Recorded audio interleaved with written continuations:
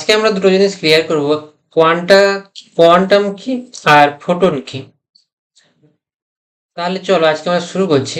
আগে যে আমরা পড়েছিলাম যে লাইটের ওয়েভ ক্যারেক্টার আছে, কতগুলো আমরা এক্সাম্পল বলেছিলাম যে ইন্টারফারেন্স, ডিফ্রাকশন, রিফ্রাকশন, পোলারাইজেশন। পাঁচটা আমরা ইভেন্ট ঘটনা বলেছিলাম যেগুলো ওয়েভ শো করে। এবং দেখা গিয়েছে লাইট দিয়ে যখন এক্সপেরিমেন্টগুলো করা হয়েছে তখন লাইটও ওই পার্টিকুলার এক্সপেরিমেন্টগুলোতে পজিটিভ রেজাল্ট দিয়েছে। তখন আমরা বললাম যে লাইটের ওয়েভ ক্যারেক্টার আছে, কিন্তু লাইট শুধুমাত্র ওয়েভ ক্যারেক্টার দেখায় সেটা নয়, লাইট অনেক সময় পার্টিকেল ক্যারেক্টার দেখায়। তো এই পার্টিকেলগুলোকে বলা হয় ফোটন। তাহলে আজকে আমরা সেই ফোটন সম্বন্ধে জানবো।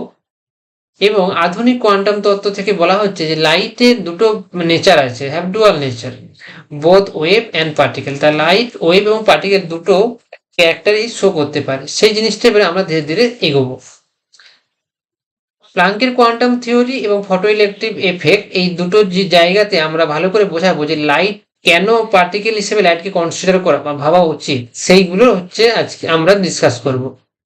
তো আমরা শুরুতে একটা এক্সাম্পল দেখাবো যে সোলার এফেক্টে কি হয়। অ্যাকচুয়ালি সোলার সেলে কিভাবে ইলেকট্রিসিটি প্রডিউস হয়। তো সানলাইট সোলার প্যানেলের উপরে পড়ে এবং সেখানে ইলেকট্রিসিটি তৈরি হয়। অ্যাকচুয়ালি এখানে কি হয় না, এই এই যে সোলার প্যানেলটা তৈরি হয়েছে, এই সোলার প্যানেলটাতে অ্যাকচুয়ালি একটা সেমিকন্ডাক্টর ম্যাটেরিয়াল থাকে এবং যেখানে লাইট পড়লে ইলেকট্রন এবং হোল দুটো জেনারেট হয়, ইলেকট্রন এবং হোল জেনারেট হয়। তো ক্লাস 12-এ গিয়ে সেমিকন্ডাক্টর পড়বে, তখন সেখানে বুঝতে পারবে এই ইলেকট্রন এবং সেখানে এরকম তোমাদের পিএন জাংশন থাকবে এবং সেখানে কিভাবে হোল তৈরি হয় এবং ইলেকট্রন তৈরি হয় লাইট ফেললে, এবং লাইটকে পার্টিকেলের স্রোত হিসেবে কনসিডার করা হয়েছে, যেটাকে আমরা ফোটন আজকে পড়াবো। তো সেখানে ইলেকট্রিসিটি তৈরি হয়। এবং এই যে সেমিকন্ডাক্টর ম্যাটেরিয়ালটা তৈরি বানানো হয়, এই যে এখানে দেখতে পাচ্ছ plus minus N type semiconductor এবং পি টাইপ সেমিকন্ডাক্টর, এগুলো তোমরা ক্লাস 12-এ পড়বে। এবং এখানে কেমিস্ট্রির ভূমিকা আছে, কিভাবে তোমরা চিপ ওয়েতে সেমিকন্ডাক্টর বানাতে পারো। তো ওই যে সোলার সেলগুলো বানানো হচ্ছে সেগুলো কিভাবে আরো মডিফাইড বা আরো বেটার ইলেকট্রিসিটি প্রডিউস করতে পারে অথবা চিপার ওয়েতে বানাতে পারো, এগুলো হচ্ছে সায়েন্সের বিষয়, এইগুলো হচ্ছে রিসার্চের বিষয়। কিভাবে চিপার ওয়েতে তুমি ওই সোলার সেল বানাতে পারবে এবং এদের ইলেকট্রিক ক্যাপাসিটি এবং এফিসিয়েন্সি কিভাবে বাড়ানো যেতে পারে, সেইগুলো হচ্ছে সায়েন্সের রিসার্চ। এবং এগুলোর উপরে রিসার্চ চলছে এবং এগুলোই বিভিন্ন সায়েন্টিস্ট থেকে শুরু করে research junior scientist, senior scientist, তারা কিন্তু সবাই কাজ করে। তাহলে চলো আজকে আমরা দেখলাম যে সোলার প্যানেল কিভাবে কাজ করে। তো সেটা একটু আমরা সামারাইজ করে দিই। না, সোলার প্যানেল যেটা হয় সেটাতে সেমিকন্ডাক্টর ম্যাটেরিয়াল থাকে, যেটা আমরা বললাম যে এন টাইপ আর পি টাইপ। তো এর উপরে যখন সানলাইট পড়বে তখন সানলাইটের কারণে এখানে ইলেকট্রন তৈরি হবে আর একটা হোল তৈরি হবে। এই ইলেকট্রন আর হোল, এগুলো পজিটিভ আর নেগেটিভ বিশেষ, এরা কি করে, এদের ফ্লো হয়। তো ইলেকট্রন রিলিজ হয় এবং ইলেকট্রন সার্কিটের মাধ্যমে ঘোরে এবং ইলেকট্রন এসে হোলকে নিউট্রালাইজ করে। তো এর ফলে যে সার্কিটটা কমপ্লিট হয়, সেই সার্কিটের ফলে কারেন্টটা তৈরি হয়। আজকে আমরা কি শিখলাম যে এখানে সোলার সেল যে কাজ করে এটা কোন বেসিসের উপর কাজ করে, লাইটের পার্টিকেল নেচারের জন্য। তো আজকে আমরা লাইটের পার্টিকেল নেচারটাই বোঝার চেষ্টা করব। তো কোয়ান্টাম কি আর প্লাঙ্ক কি বলেছে, না কোয়ান্টাম হচ্ছে শক্তির ক্ষুদ্রতম প্যাকেট। না যে কোনো এনার্জির বিভিন্ন রকমের ফর্ম আছে, যে কোনো এনার্জি একটা কন্টিনিউয়াস হতে পারে না, মানে যে এনি অ্যামাউন্ট অফ এনার্জি হতে পারে না। এনার্জি সবসময় কতগুলো মানে প্যাকেট হিসেবে যায়, মানে ডিসক্রিট হয়। 10 kilo calorie, 5 kilo calorie, infinitive হতে পারে না। তো এই শক্তির যে ক্ষুদ্রতম প্যাকেটগুলো সেগুলোকে বলা হয় কোয়ান্টাম। তো প্লাঙ্ক বলেছেন যে light is not continuous wave. লাইটকে যে আমরা, লাইট তো একটা রেড লাইট, সানলাইটে কতগুলো কালার আছে, রেড থেকে ব্লু পর্যন্ত আছে, ওয়েভলেন্থ ভ্যারি করছে। তো প্রত্যেকটা কালারে একটা করে আলাদা আলাদা এনার্জি হয়। তো প্লাঙ্ক কোয়ান্টাম থিওরি বলছে যে এই লাইটের এনার্জি গুলো কন্টিনিউয়াস হতে পারে না, এগুলো সবসময় একটা ক্যারি করে কি ডিসক্রিট অ্যামাউন্ট, মানে ডিসক্রিট অ্যামাউন্টে ক্যারি করে। তার জন্য বলছে শক্তি ধারাবাহিকভাবে নয়, প্যাকেট আকারে নির্গত হয়। এই প্যাকেটগুলোকে বলা হয় কোয়ান্টাম।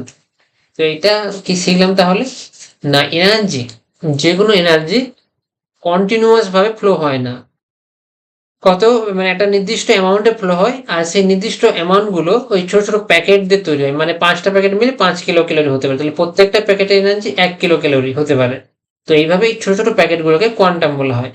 তো এগুলো, এটা হচ্ছে প্লাঙ্কের জেনারেলাইজড কোয়ান্টাম থিওরি। এখন লাইট একটা হচ্ছে এনার্জির বিশেষ ফর্ম। এই প্রতিটা কোয়ান্টাম এনার্জি কি বলেছে, না ইকুয়ালস টু এইচ নিউ, যেখানে এইচ হচ্ছে প্ল্যাঙ্ক কনস্ট্যান্ট আর নিউ হচ্ছে ফ্রিকোয়েন্সি। এবারে লাইটের ক্ষেত্রে কি বলা হচ্ছে, লাইটের ক্ষেত্রে এই যে ছোট ছোট পার্টিকেল, এই ছোট ছোট পার্টিকেল গুলোকে ফোটন বলা হয়। এটা হচ্ছে একটা হাইপোথেটিক্যাল পার্টিকেল, যেটাকে আমরা কনসিডার করে অনেক কিছু সলভ করি, যেমন ফটো ইলেকট্রিক এফেক্ট আমরা পরে ক্লাসে দেখবো।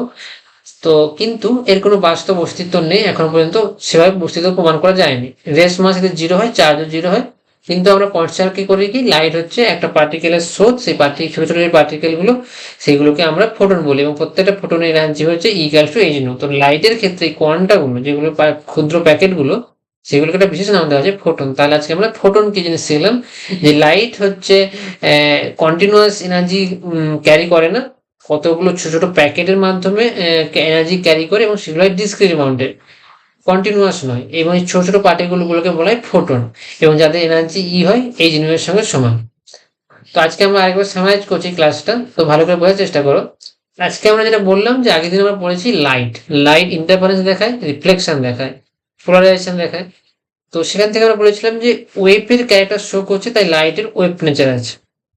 আজকে আমরা ইন্ট্রোডিউস করলাম যে প্লাঙ্কের নতুন কোয়ান্টাম থিওরি। সেখানে প্লাঙ্ক কি বলেছে, যে এনার্জি কন্টিনিউয়াস হতে পারে না, সেগুলো কত কত ডিসক্রিট প্যাকেটের মাধ্যমে ফ্লো হয়, সেই ক্ষুদ্র প্যাকেটগুলোকে বলা হয় কোয়ান্টা, এবং তার এনার্জি হচ্ছে ইকুয়ালস টু এইচ নিউ। আর সেটা লাইটের ক্ষেত্রে বলা হচ্ছে, লাইটের ক্ষেত্রে পার্টিকেলগুলোকে বলা হবে ফোটন, বা ক্ষুদ্র প্যাকেটগুলোকে বলা হবে ফোটন, এবং তার মাস রেস মাস জিরো এবং চার্জ জিরো হয়, এবং এনার্জিটা বহন করে। তো এটা আজকে আমরা শিখলাম যে ফোটন কি আর কোয়ান্টাম কি, আর প্লাঙ্কের কোয়ান্টাম থিওরি কি। পরের দিন আমরা আজকে বলে দিলাম যে লাইটের ছোট ছোট পার্টিকেলকে ফোটন বলা হয়। তো এই পার্টিকেলগুলো কিভাবে বিভিন্ন ফটো ইলেকট্রিক এফেক্ট কে এক্সপ্লেন করে, সেই জায়গাগুলো কিন্তু আমরা দেখব। আর ব্ল্যাক বডি রেডিয়েশনের মাধ্যমে আমরা দেখবো যে এনার্জি কোয়ান্টাইজড, এই ফোটনগুলোর যে energy equal to H new, এখানে নিউটা যে ফ্রিকোয়েন্সি, এই নিউ ফ্রিকোয়েন্সির ভ্যালুটা কিন্তু মানে ভগ্নাংশ হবে না। Frequency value equals to H new, যে এনার্জিটার কথা বলছি, এগুলো বলছি বারবার বলছি, প্যাকেট ক্ষুদ্র প্যাকেট হিসেবে যায়। এনার্জি ফ্রিকোয়েন্সিগুলো ভগ্নাংশ হতে পারে না, ফ্রিকোয়েন্সি 1 2 3 4 হবে। তাহলে এখান থেকে আমরা বলছি যে এনার্জিগুলো একটা ফিক্সড ভ্যালু থাকবে, এনার্জিগুলো 1.2 1.3 1.4 এভাবে কন্টিনিউয়াস হবে না, 1 তারপরে 2 তারপরে 3 তারপরে 4।